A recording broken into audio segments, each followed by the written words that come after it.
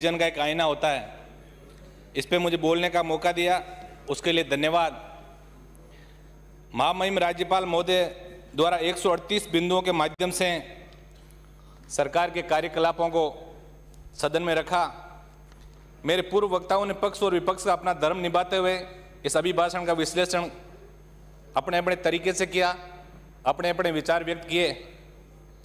और अपने अपने हिसाब से सबको धन्यवाद भी दिया। लेकिन मेरो तो गिरधर गोपाल दूसरों ने कोई। मैं तो सारा धन्यवाद आपको दूंगा कि आपने इस अभिभाषण में मुझे बोलने का मौका दिया। वैसे इस बात से भी इनकार नहीं किया जा सकता कि वर्ष 2020-21 हर व्यक्ति के मानसिक पटल पर महामारी से अपने आप को बचाने व सामाजिक सेवा के लिए हमेशा अंकित रहेगा। इसी तरह पे सरकार ने भी चिकित्सा के अलावा अन्य सारे विभागों के कार्य को उचित स्थान देना जरूरी नहीं समझा। इसी का परिणाम है कि आज 2020-21 की अधिकांश योजनाएं या तो बंद पड़ी है या धीमी गति से चल रही है। मैं कोरोना से जंग जीतने के लिए सरकारी मशीनरी, समझ जनप्रतिनिधिगणों, कोरोना वॉरियर्स तथा विशेष रूप से भामाशाहों वे आम जन का विशेष धन्यवाद ज्ञापित करता हूं, जिनके अथक प्रयासों व सेवा भाव से वैश्विक महामारी कोरोना पर काबू पा सके। ये सही है कि कोरोना के नाम पे बड़ा सरकारी पैसा भी खर्च हुआ, लेकिन अब सत्ता व प्रशासन पे बैठे लोगों का ये परम दायित्व बनता है कि जनता की गाड़ी कमाई का खर्च हुए पैसे का भविष्य में भी सदुपयोग होता रहे। क्योंकि जितनी राशि चिकित्सा हेतु संसाधनों की खरीद व ढांचागत निर्माण हेतु खर्च की गई, उस अनुपात में उन चिकित्सीय उपकरणों को चलाने वाले कर्मचारियों की भर्तियां नहीं हो पाई, जिससे दक्ष कर्मचारियों के अभाव के कारण चिकित्सीय उपकरणों का संचालन भविष्य में भी सही हो पाएगा, इस पर थोड़ा संशय है। आज सरकार ने बड़ी राशि से नए चिकित्सीय उपकरणों की खरीद जैसे कि वेंटिलेटर्स, आईसीयू बेड व अन्य उच्च तकनीक वाले उपकरण खरीदे, लेकिन इनको सही तरीके से चलाने के लिए दक्ष व तकनीकी कर्मचारियों की बड़ी भर्ती भी सरकार को करनी चाहिए थी। इसके अलावा डॉक्टर भर्ती, नर्सिंग भर्ती, लैब टेक्नीशियन भर्ती तथा राष्ट्रीय स्वास्थ्य मिशन व अन्य के तहत कार्यरत संविदा कर्मियों की स्थायी नियुक्ति के बारे में गहनता से विचार किए बिना निरोगी राजस्थान का सपना कभी साकार नहीं हो सकता। इस कड़ी में नागौर मुख्यालय पर अतिशीघ्र मेडिकल कॉलेज को चालू करने, जेएलएन अस्पताल में गंभीर रोगियों तो लिफ्ट लगाने, 5 लाख सीधा सीएससी जिसकी घोषणा 2013 में तत्कालीन मुख्यमंत्री जी द्वारा की गई थी को मापदंडानुसार चालू करवाने, क्यों सर क्षेत्र में सीएससी पीएससी उप केंद्रों को क्रमोन्नत करने व नए उप केंद्र खोलने जैसे महत्वपूर्ण बिंदु आने वाले बजट में शामिल करवाने का आग्रह करूंगा। सभापति महोदय, ये सही है कि सबसे पहला सुख निरोगी काया है और अगर किसी बीमार व्यक्ति को उपचार, दवा व जांचों हेतु सरकारी सहायता मिल जाए तो व्यक्ति भी शासन प्रशासन के प्रति धन्यवाद ज्ञापित करता है। ये सही है कि बिंदु संख्या 15 में वर्णित आयुष्मान भारत महात्मा गांधी राजस्थान स्वास्थ्य योजना के नवीन चरण 30 जनवरी 2021 से शुरू करने की घोषणा का जिक्र किया गया, लेकिन इस बहुत बड़ी योजना की उचित मॉनिटरिंग की बहुत बड़ी आवश्यकता है, वरना इस योजना का असर भी कहीं पूर्व की भामाशाह योजना की तरह न हो जाए, जिसमें पहले तो निजी अस्पताल मालामाल हो गए और फिर भामाशाह योजना से इलाज नहीं करने का बहुत बड़ा बोर्ड अपने अस्पताल के बाहर लगा दिया। माननीय सभापति महोदय, इस सदन में बैठे अधिकतर माननीय सदस्य किसान परिवारों से चुन के आते हैं, लेकिन पार्टियों की विचारधाराओं में बंद कर हम हमारा नैतिक कर्तव्य भूल जाते हैं। किसान आंदोलन व 3 कृषि कानून के प्रति लोगों में पनप रहे रोष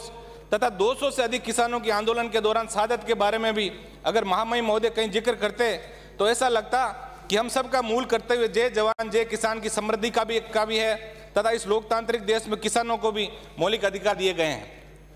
सभापति महोदय, प्रदेश में किसानों के कल्याण हेतु गठित कृषक कल्याण कोष के बारे में भी स्पष्ट पारदर्शी नीति बनाने का जिक्र तथा किसान की भूमि सरकारी व निजी बैंकों की गिरफ्त से कैसे बचे, इसको लेकर ठोस कानून की आवश्यकता आज आज़ादी के 72 साल बाद आमजन द्वारा महसूस की जा रही है। पूर्ण कर्ज माफी की अपेक्षा भी प्रदेश का आम आवाम इस अभिभाषण से चाहता था, लेकिन इसका जिक्र नहीं होने से आम व्यक्ति का विश्वास सरकारों से थोड़ा कम हुआ है। माननीय महोदय, अगर राजस्थान जैसे प्रदेश को वाकई में धनी प्रदेश बनाने की ओर लाने की चेष्टा सरकार रखती है तो महामहिम राज्यपाल महोदय के 138 बिंदुओं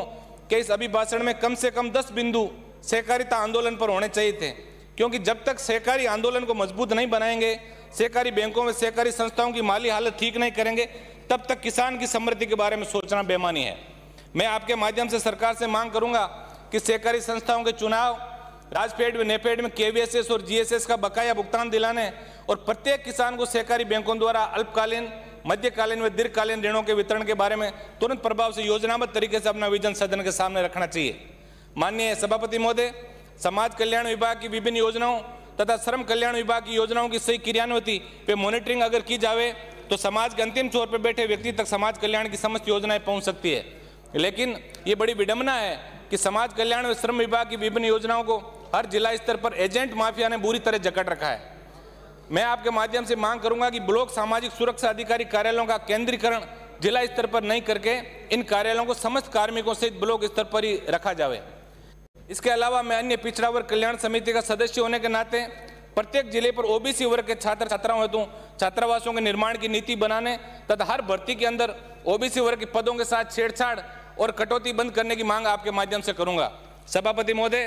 बिंदु संख्या 46 में गांवों के सुनियोजित चरणबद्ध विकास के शुरू की गई ग्रामीण विकास एवं पंचायती राज की विभिन्न योजनाओं पर किए गए कार्यों का उल्लेख किया गया है। लेकिन अगर ग्रामीण विकास की योजनाओं की सही मॉनिटरिंग व दूसरे विभागों से समन्वय स्थापित करने पर नीति नहीं बनाई तो जनता के हजारों करोड़ रुपए की बचत के बारे में सोचना बेईमानी होगा। जैसे गांवों में सीसी सड़क और इंटरलॉकिंग ब्लॉक पहले बना दिए जाते हैं और उसके बाद जल शक्ति मिशन जैसे घर घर जो आप नल का कनेक्शन दे रहे हो तो सारी सड़कें तोड़ के और एक जनता के बहुत बड़े पैसे का एक दुरुपयोग हो रहा है। मैं आपके माध्यम से ये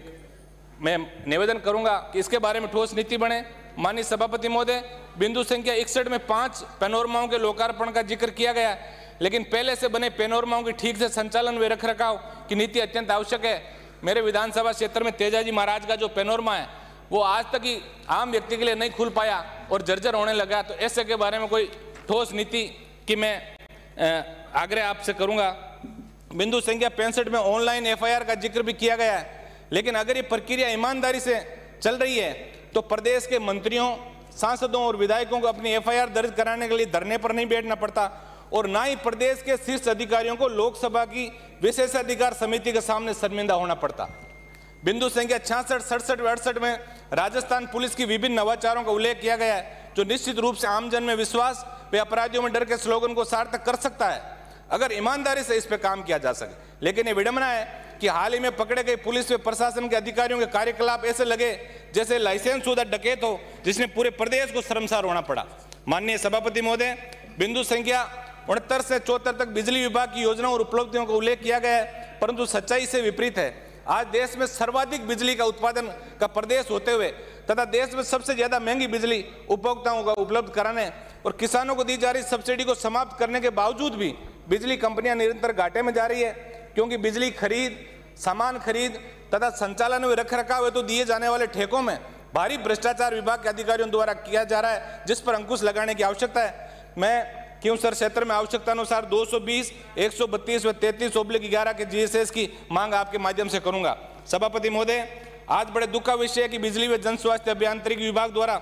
हजारों करोड़ रुपए खर्च करने के बावजूद कई गांव में हजारों ढाणियां आज भी बिजली और पानी से वंचित है। बिंदु संख्या 75, प्रदेश में शिक्षा के नेटवर्क को मजबूत करने का उल्लेख किया गया है, लेकिन प्रदेश में अटकी भटकी व लटकी भर्तियों के कारण युवा मानसिक अवसाद में आकर आत्महत्याएं तक कर रहा है। 2021 की रीट परीक्षा का समय पर आयोजन हो, साथ ही 2016 रीट अंग्रेजी अध्यापकों की भर्ती के मामले में माननीय सर्वोच्च न्यायालय में जो एसएलपी सरकार ने दायर कर रखी है उसका निस्तारण करके और पीड़ित बेरोजगारों को न्याय दिलाने का मैं आग्रह करूंगा। बिंदु संख्या 78 में देव भाषा संस्कृत को बढ़ावा देने के लिए किए गए कार्यों का उल्लेख किया गया है। साथ ही राजस्थानी भाषा को राज्य भाषा का दर्जा देने व स्कूलों में, कॉलेजों में राजस्थानी भाषा के अध्यापकों के पद सृजित करने की मांग मैं आपके माध्यम से करूंगा।